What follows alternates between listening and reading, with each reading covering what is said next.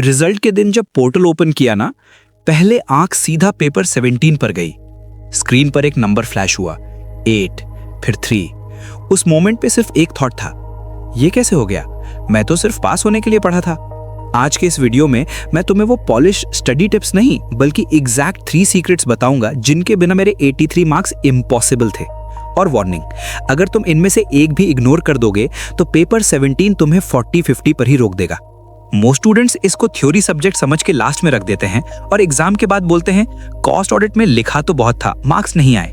मैं भी पहले इसी ट्रैप में था, लेकिन एक चीज समझ आई, ये पेपर थ्योरी का नहीं, presentation plus pattern plus planning का गेम है।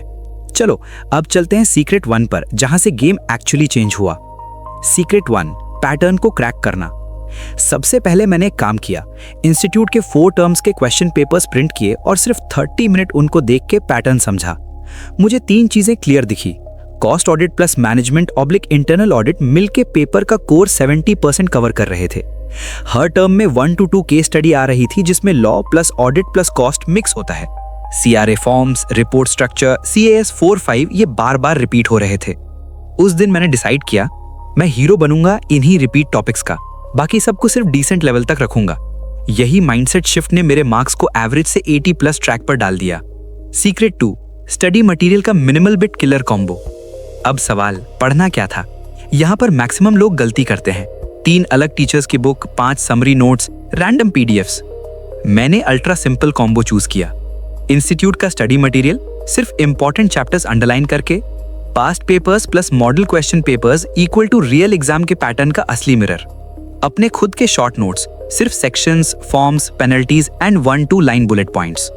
रूल सेट किया, जो चीज मेरे शॉर्ट नोट्स में नहीं, उसको एग्जाम में लिखने का कोई वैल्यू नहीं। इससे क्या हुआ, रिवीजन फास्ट हो गई, दिमाग क्लटर फ्री हो गया और मैं हर बार वही कीवर्ड्स रिपीट करता जो एग्जामिनर को सुनना पसंद है। लेकिन जो असली गेम चेंजर था वो सिर्फ ये नहीं था कि मैंने क्या पढ़ा, बल्कि कैसे लिखा। सीक्रेट 3, आंसर राइटिंग फॉर्मूला, जिसने मार्क्स एक्सप्लोड किए। सच बताऊं, अगर मैं वही चीजें नॉर्मल स्टाइल में लिखता तो शायद 60-65 के आसपास टक हो जाता। मैंने एक सिंपल 4 स्टेप फॉर्मूला फॉलो किया हर थ्योरी आंसर में। Step 1, start with baseline as per cost and management audit principles as per section 148 of the companies act. Step 2, 3 bullet points, हर बुलेट एक clear idea, definition, process, advantage oblique disadvantage. Step 3, case study में structure, facts plus analysis plus conclusion. Therefore, the cost auditor should say end. Step 4, keywords underline, CAS number, form name, CRA1, CRA2, etc. Section, penalty amount। जब आपका answer खुद देखने में text book जैसा लगता है, examiner को हाफ लाइन में समझ आ जाता है, इस बच्चे ने गैस नहीं मारा, इसने पढ़ा है।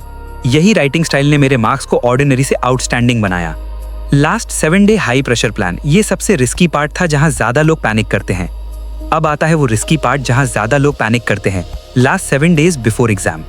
मेरा प्लान, डे 1 to 2 सिर्फ cost audit process, report, documentation, CRA forms, हर टॉपिक के साथ 5 to 6 PYQs लिख के practice, with scanner question solve किए। Day 3, management internal operational audit, एक ही दिन में 20+ छोटे क्वेश्चंस लिख के practice. Day 4, CAS 4, CAS 5 reconciliation वाले numericals. Day 5, special audits, NGO, CSR, forensic environment, PMLA। Day 6, pure 3 hour mock paper timer के साथ, बाद में खुद चेक किया और देखा कहाँ पे पॉइंट्स मिस हो रहे हैं। डे 7, सिर्फ short notes, sections, forms, penalties, कोई नया कॉन्सेप्ट नहीं, सिर्फ ब्रेन शार्पनिंग। यही वीक डिसाइड करता है कि तुम्हारा पेपर 50 पे रुकेगा या 80 क्रॉस करेगा। बिगेस्ट मिस्टेक्स जो मैंने डेलिबरेटली अवॉइड की। अब मैं तुम्हें वो 3 ट्रैप्स बता देता हूं जिसमें गिर के 90% बच्चे मार्क्स खो देते हैं।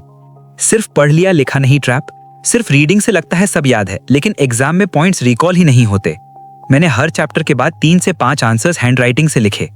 लास्ट में देख लेंगे ट्रैप। कॉस्ट ऑडिट को लो प्रायोरिटी देके लास्ट के 10 डेज के लिए छोड़ देना। मैंने शुरू से ही इसको स्कोरिंग सब्जेक्ट ट्रीट किया क्योंकि यही ग्रुप को पुल अप करता है। मटेरियल शॉपिंग ट्रैप, एक से ज्यादा टीचर का full course, random PDFs, Telegram notes. मैं सिर्फ एक core source plus institute plus PYQs पे टिक गया। इन 3 ट्रैप से बचना ही शायद मेरा रियल सीक्रेट है 83 मार्क्स का। अगर तुम genuinely cost and management audit में 60+ या 80+ टारगेट कर रहे हो तो ये 3 पिलर्स फॉलो करो। पैटर्न समझो, मटेरियल मिनिमल रखो और आंसर राइटिंग को नेक्स्ट लेवल पे लेके जाओ। कमेंट्स में अपना अटेम्प्ट मंथ प्लस ग्रुप लिखो। मैं पेपर 17 के लिए फ्री डिटेल्ड पीडीएफ प्लान बनाने के बारे में सोच रहा हूँ। अगर इंटरेस्ट ज्यादा दिखा तो वो नेक्स्ट वीडियो या डिस्क्रिप्शन में ड्रॉप कर दूंगा। और हाँ, सब्सक्राइब करना मत भूलना।